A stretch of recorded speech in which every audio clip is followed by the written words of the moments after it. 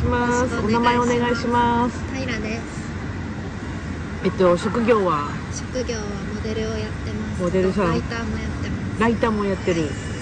どのくらいモデルやってるんですか？ロンドンで始めたんですけど、事務所自体に入ってるのはかれこれもう5年目とかになるのかな。だけど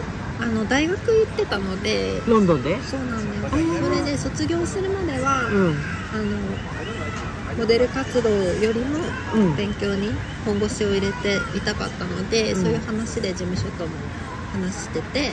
じゃあ卒業したらもっと本格的にやっていこうっていうことになってて、で結局卒業したのが本当 COVID が始まっ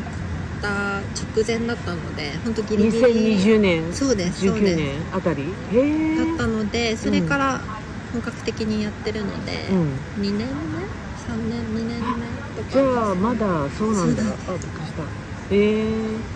じゃあロンドンは長いんですね。そうで、なんか行ったり来たりしてて、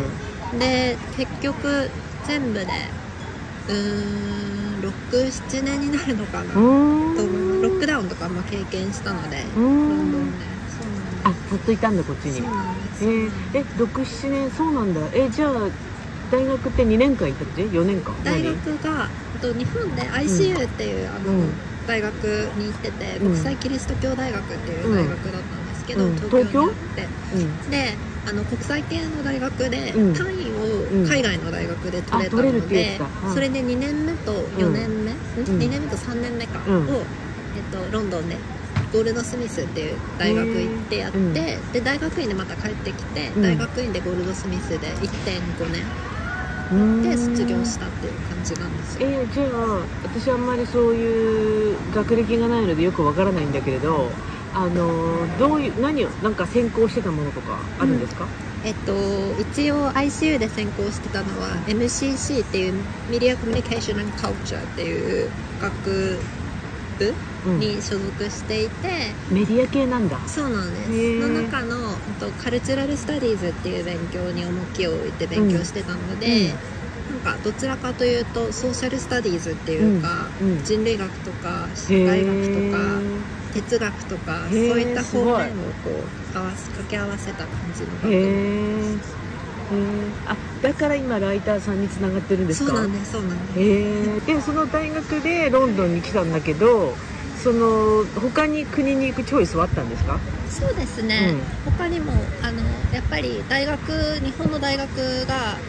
提携してる学校もいっぱいあったし、提携してないところでも全然大丈夫だったので、ただ自分が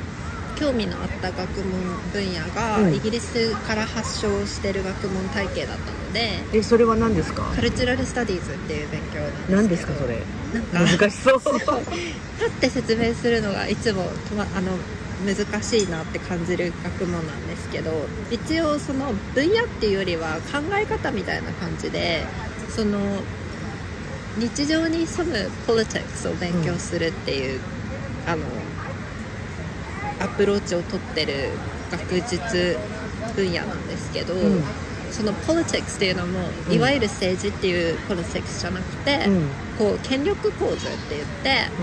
なんか難しそう。ジェンダーとか人種とか、セクシュアリティとかいろんなこうアイデンティティでいろんなこうレイヤーがあるじゃないですか。でそういったものの中に潜む権力構図だったり権力闘争っていうのって毎日の生活に潜んでるもの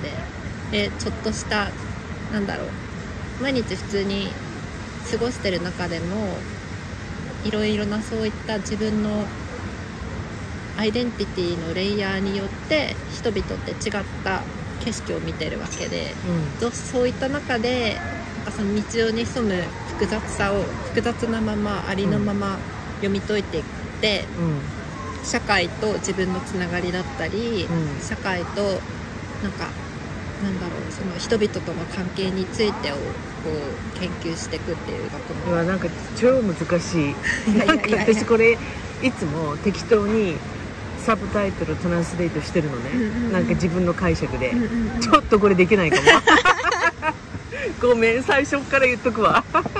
ちょっと連絡します、そこは。ぜひぜひ。じゃあここ最近 1,2 年で本格的にもうフルタイムみたいな感じでモデルをやり始めて、なんかやっぱり前と全然違う感じですか？そうです、ね、いい調子ですか？なんか初めはすごくなんか戸惑ったし、すごくファッション業界で働いてる方は分かると思うんですけど、ファッション業界っていわゆる9 to 5じゃないじゃないですか。もう超イレギュラーでギリギリまでスケジュールが分からなくて、で性格的に次に何が起こるのかとかが分かっていた方が安心するタイプっていうのと、あと割とこうオーガナイゼーションをしっかりしておきたいタイプなので、プランとしてね。そうなんです、だから急にこうプランチェンジとか急な変更があると、わーってなっちゃうタイプだったから、今もまあそこはあるんですけど、でも初めはなおさら慣れてなかったし、すごいストレスフルよね。なんかそうなんですよね。心の準備してる暇もないし、だって急にどっか行けとか言われるわけでしょ。そうなんです、でオプションシステムっていうのもあるじゃないですか、でそれも最初は本当になんでっていう、なんでこんないつもギリギリなのってギリギリにならないと教えてもらえないとか、コンファームされないとかね。で、そのカレンダーとかもそのシェアしていただけないっていうのもそのからくりが全然分かってなかったから、なんかそのファーストオプションって何とかセカンドオプションって何とかも全然分かんない中でやってたから、本当戸惑いの重なりだったんですけど。ちなみに明日のことは今日の夜までわからないっていう感じですか？そういうことは特にファッションウィークはそうですね。ファッションウィークは毎日夜確認の次の日みたいな。次の日になったなんか深夜1時とか2時にスケジュール、次の日のスケジュール、次の日かその日かのスケジュールがじゃあ寝てちゃダメってこと？起きて見てないけど。まあ早起きしてみると見るか、まあ起きてないといけない時はエージェントから起きててって言われたりもするので、まあだからファッションウィークは一番きついんですけど、でも普段はまあ1日前にだいたい2日前とか前日に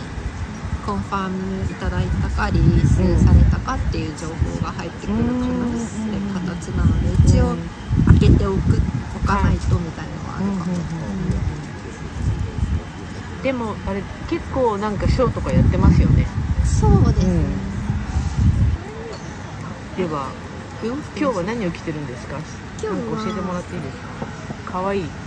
結構黒が好き？そうですね、黒が多いかもしれない。今日は上がコムデ・ギャルソンのシャツで、下がこれ確か忘れちゃったけど韓国のブランドのズボンレギンスに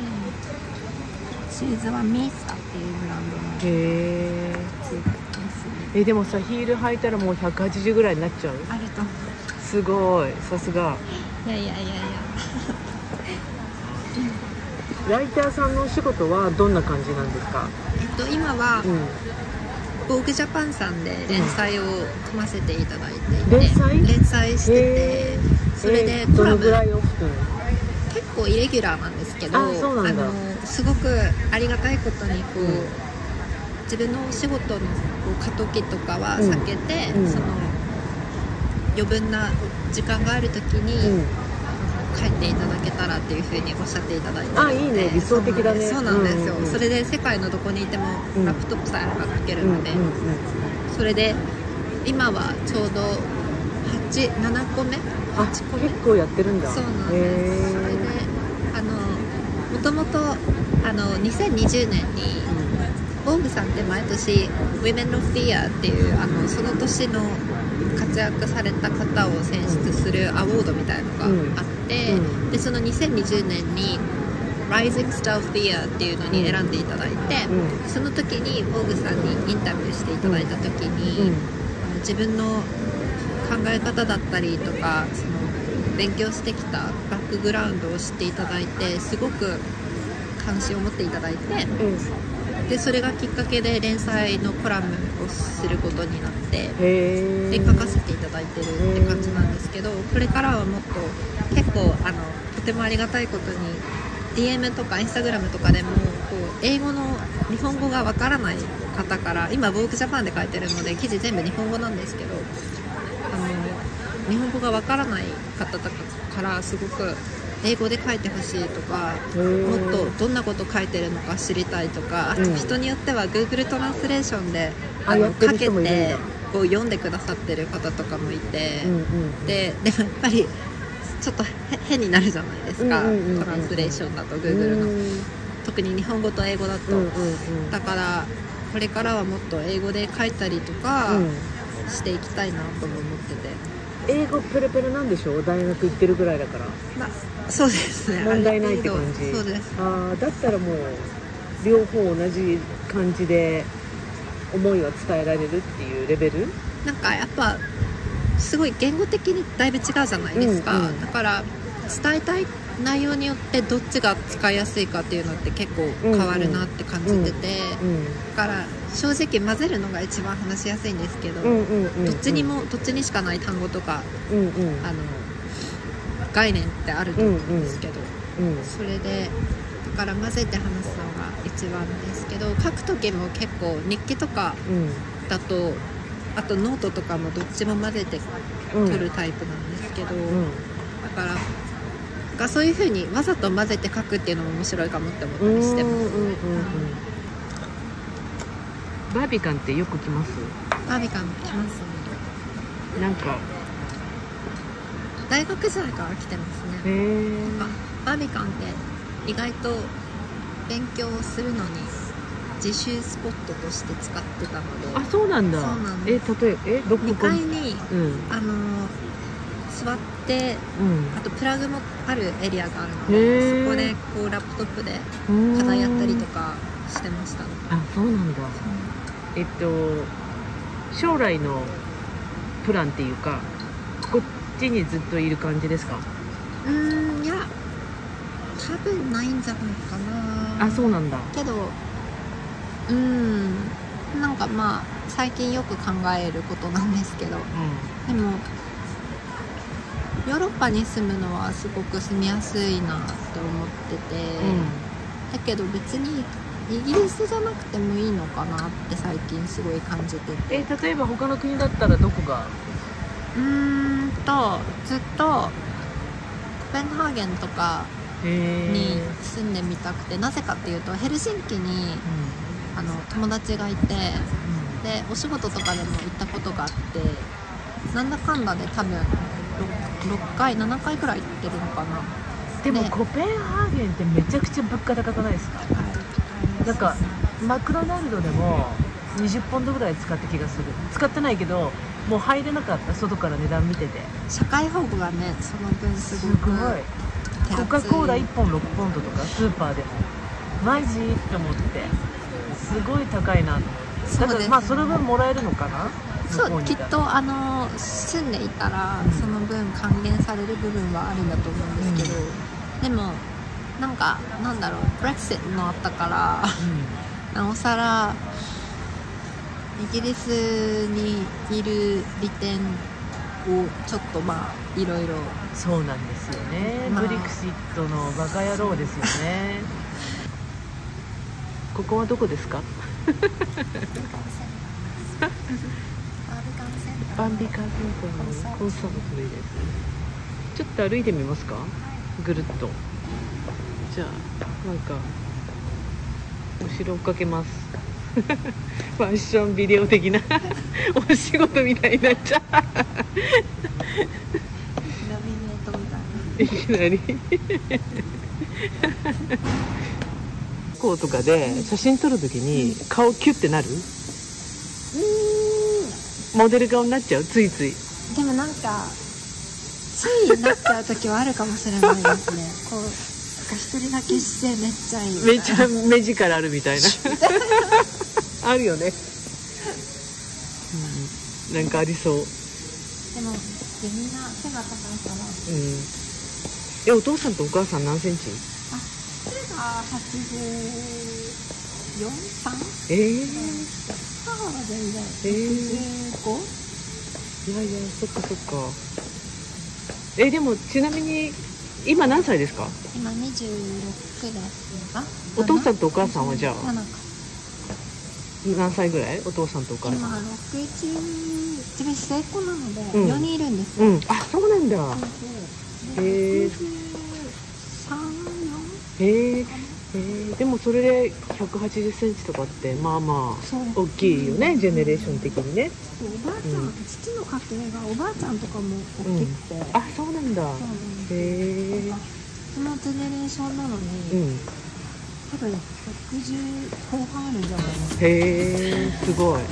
だからみんな大きいんだ。